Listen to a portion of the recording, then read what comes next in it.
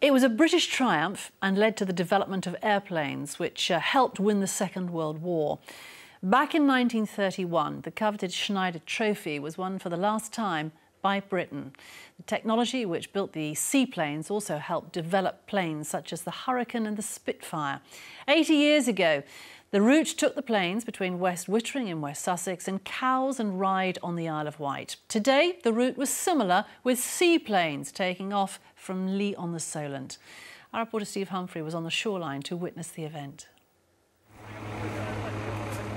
There is something magical about aeroplanes that land and take off on the water. And today in the Solent, 2 aircraft staged a tribute to the aviation pioneers who competed here in the years between the 2 world wars. For the daring young men in their flying machines, the big prize 80 years ago was the Schneider Trophy. One man who was watching here in 1931 was in the crowd again today. Well, it was tremendous leading up to it. There was this tremendous roar.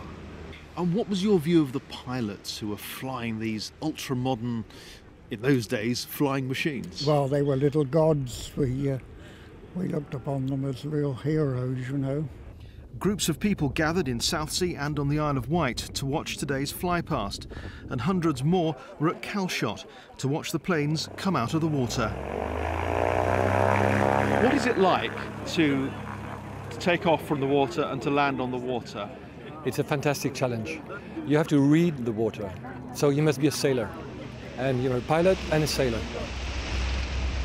The Schneider Trophy was all about the quest for speed. This modern-day Cessna does about 120 miles an hour. The winner back in 1931 achieved a speed of 340 miles an hour. The aircraft that won the trophy in 1931 was the Supermarine S6B, designed by R.J. Mitchell. And he went on to use many of the features in the development of the Spitfire.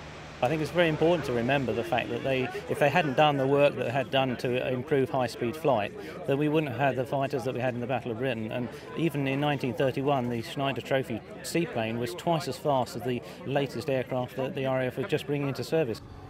Britain won the Schneider Trophy outright in 1931, and the aviation pioneers who claimed that victory would undoubtedly have enjoyed today's tribute to their achievements. Steve Humphrey, BBC South Today, calshot. It's fabulous, isn't it, recreating that? And if you enjoyed just seeing that old footage of the Schneider Trophy, stay with us, because in a few moments' time we'll be looking at some high-speed